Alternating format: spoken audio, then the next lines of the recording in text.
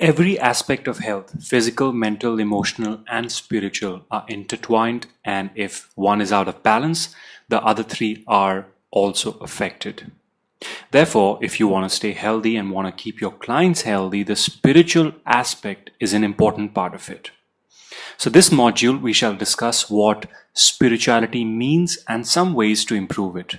I will also provide you with 6 spiritual laws that I personally follow that keeps this aspect of my health in tip-top condition.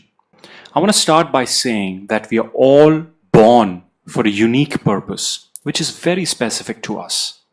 And once we find it and start pursuing it to the best of our abilities, only and only then we can be spiritually healthy. Spirituality is a broad concept with rooms for many perspectives. In general, it includes a sense of connection to something bigger than ourselves, and it typically involves a search for meaning in life. It's been said that we can only be truly happy if we find meaning and purpose in our lives. Once we do, then we can find true and lasting happiness.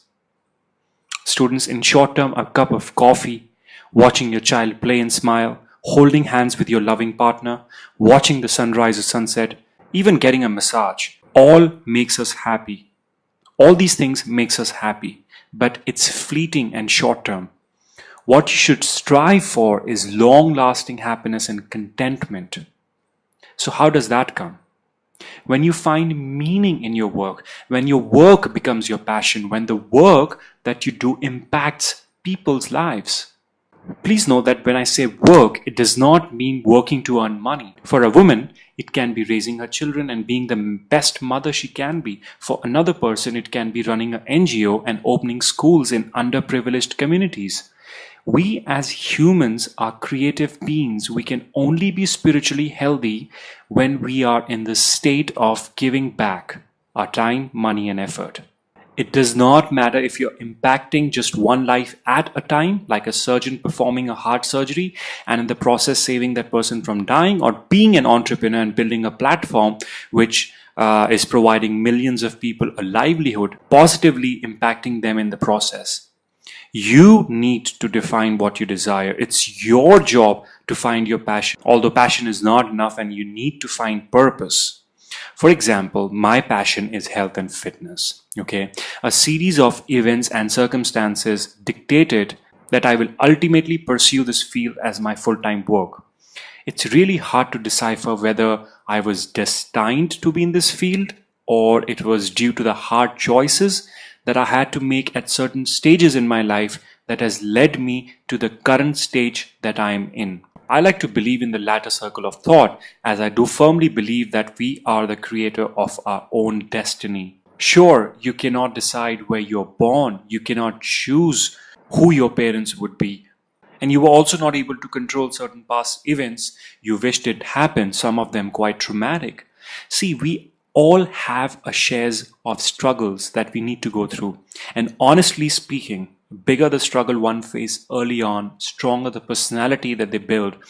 Although it can go both ways, that some people are so affected by these negative events in their life that they cannot really recover completely, and it affects them on the subconscious level for most parts of their life. Well, that's the topic for some other day. So coming back to spiritual health, knowing that health and fitness is my passion is not enough. I know many people who have good knowledge of fitness and nutrition, great physiques, but they choose not to do anything with it. They're obsessed with going to the gym, working on themselves few hours a day. But when it comes to creating a business or helping others with the gifts that they have, they don't even take the first step. I consider helping others to build a fab body, hence the name of my company, Fabulous Body, my purpose. I made many mistakes along the way, and I feel by creating these courses, blogging about it and writing books and making videos will help me reach out to more and more people who can learn from the mistakes I made. I have started to feel that my purpose, or shall I say destiny, is not limited to just helping people build a fab body, but also a fabulous life. And that's why probably I'm planning to get into creating a system, a platform that allows wellness professionals to work from home and earn enough money to support themselves and their families. I feel spiritually very strong. I feel connected. I feel powerful. I am grateful that every day I get this opportunity to serve you guys and make whatever small difference I can through the online medium. It was not always like that. I was a ship without a rudder 10 to 12 years back. While I love to share my fitness journey with you guys, but not in this course, and for now, let me discuss 6 spiritual laws that I swear by, that has allowed me to reach in this beautiful place where I am. And I'm certain that when you start following these spiritual laws, it will not only bring you long lasting happiness, but also contentment, meaning, and abundance in all areas of your life. So let's begin with the first law, and we're going to start in the next lecture.